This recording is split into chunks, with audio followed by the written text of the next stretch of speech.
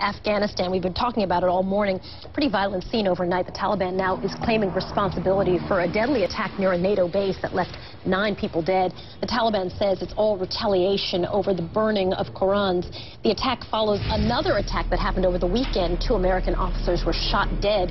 It wasn't on the battlefield, but in their office inside a highly secured government building. The person who pulled the trigger has still not been caught. Joining us this morning is Republican Congressman Howard Buck McKeon of California. He's the chairman of the House Armed Services Committee. It's nice to see you, sir. Thanks for talking with us.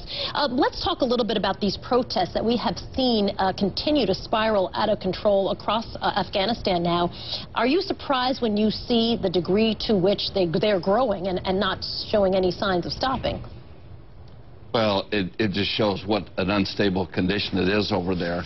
And we have made progress, but that progress is fragile, and we can see that it's very fragile. So the thought of 2 officers killed sitting at their desk,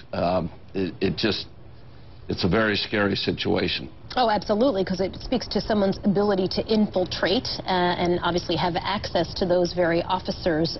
What do you think is really behind all these protests? I mean, obviously, in some way, it is about the Quran burning, but it seems to me, and I think many others, that it's not just about that.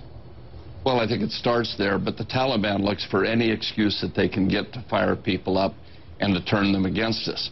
I mean, we're there to protect our interests in the area ever since they trained there to perform the 9/11 attacks.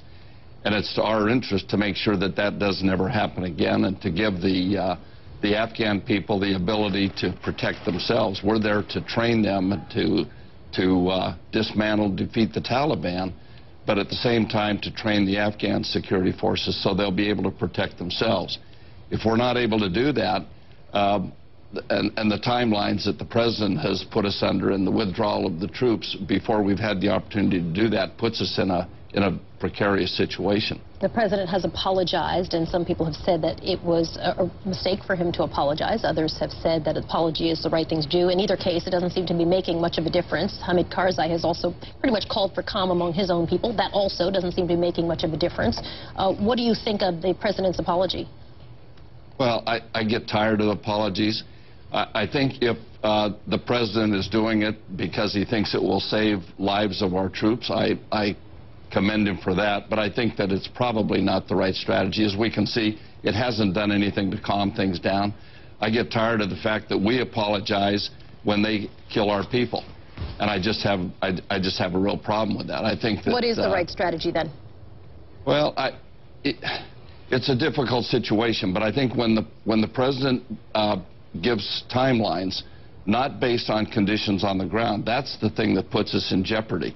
I supported when he sent the troops there to provide the additional manpower to make the progress that we needed.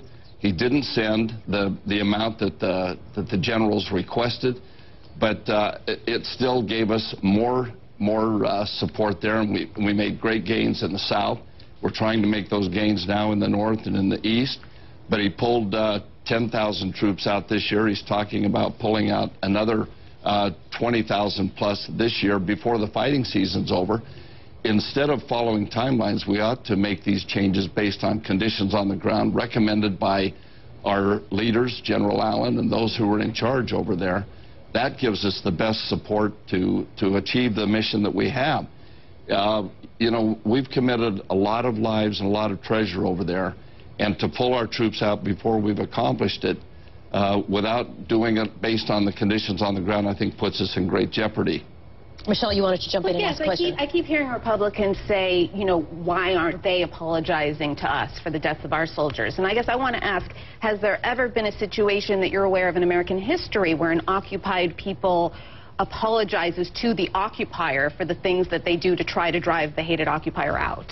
Well, I think this goes back before occupiers. I think when they've cut the heads off on television of unarmed, non-combatant people, nobody has ever apologized for that. And I think that the American people see our young people going over there, putting their lives at risk, and then hearing our leaders apologize for things that they do. I just think that people are fed up with that.